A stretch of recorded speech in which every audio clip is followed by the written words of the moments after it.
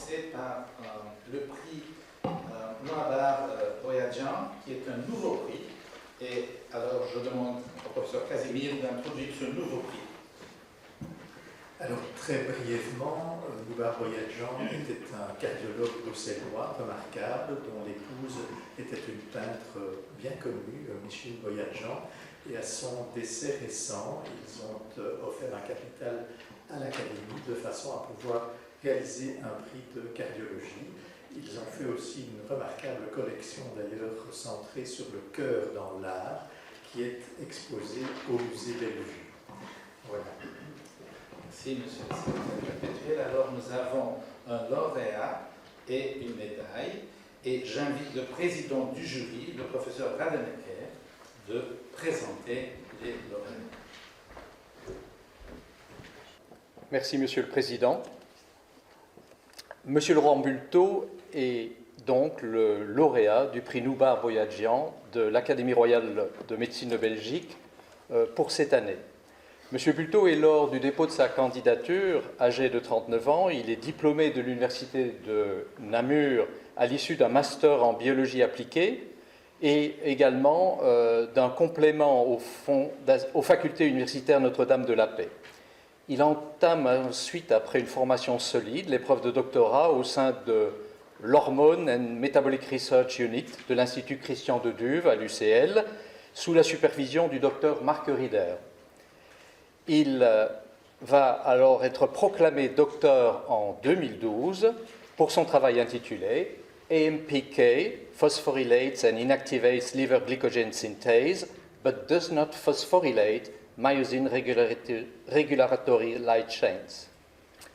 Ensuite, après un séjour au Nestlé Institute of Health Science à Lausanne, il est chargé de recherche FNRS à l'IREC Institute de l'UCL dans l'unité CARD sur le projet New Paradigms Involving Acetylation Progress in Cardiac and Skeletal Muscle to Explain Insulin-Stimulated Glucose Uptake Inhibition by Alternative Substrate in Diabetes.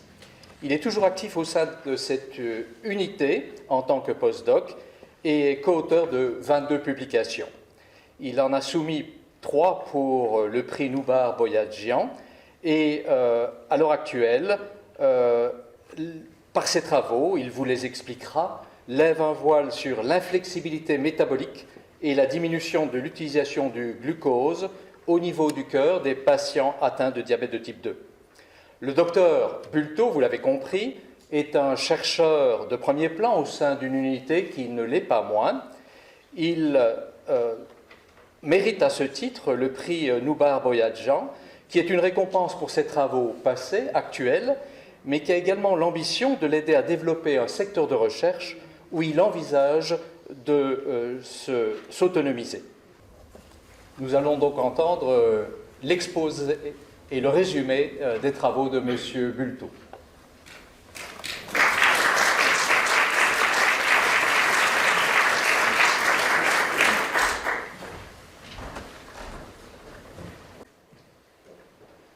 Parfait. Tout d'abord, je tiens à remercier l'Académie et le jury du prix Noubar Boyadjian pour me l'avoir décerné. Je suis d'autant plus honoré que je suis le premier récipiendaire. Un tout grand merci à l'Académie. Alors, comme on l'a dit, mon prix travaille d'une pathologie cardiaque qui a pour effet d'affecter les patients diabétiques, et donc quelques chiffres sur le diabète. Donc, environ 540 millions de personnes ont un diabète à travers le monde, et 240 millions de ceux-ci ne sont pas diagnostiqués et donc non traités. On attribue environ 6,7 millions de morts au diabète et à ses complications, et la plupart de ces décès sont dus à des maladies cardiovasculaires. La pathologie qui m'intéresse est la cardiomyopathie diabétique. Alors, la cardiomyopathie diabétique est une hypertrophie cardiaque, donc un grossissement du cœur, qui se présente notamment par un grossissement du ventricule gauche, dû à une augmentation de la fibrose et de la taille des cellules cardiaques, donc des cardiomyocytes.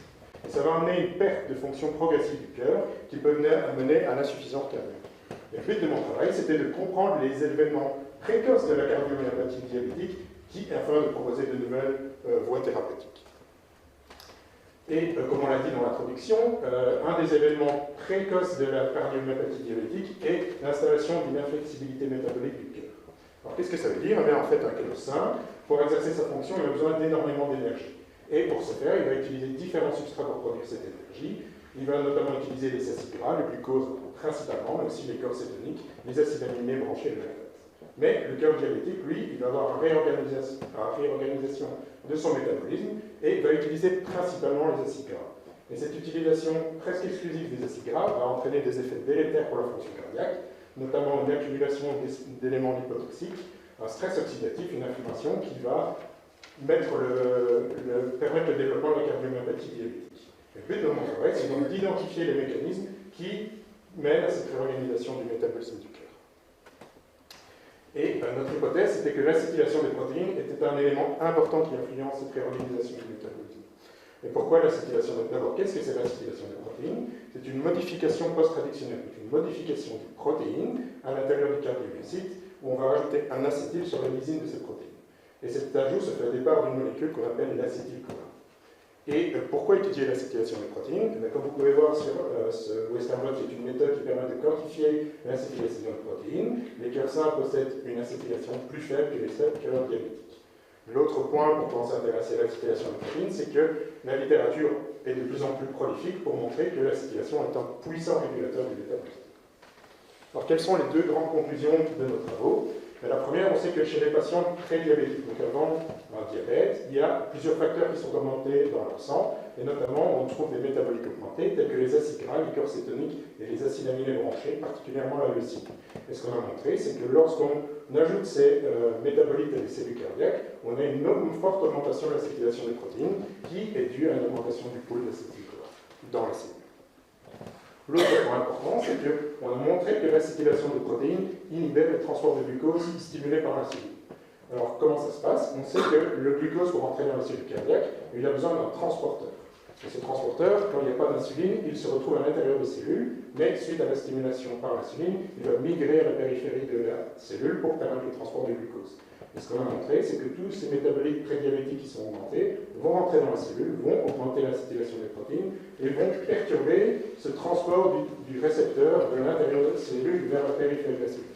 Et donc ça, c'est la deuxième grande découverte, parce que ça entraîne une réorganisation du métabolisme cardiaque.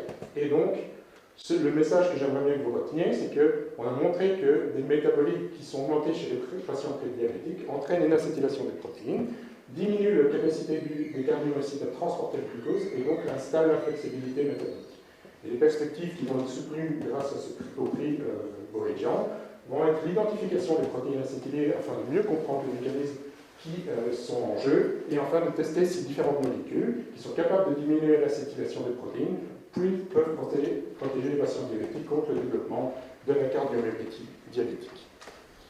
Et voici ma dernière slide qui c'est les remerciements. Donc l'ensemble des membres de l'unité cadre et les personnes qui sont en verra sur cette slide sont celles qui ont participé le plus à ce travail. Je vous remercie.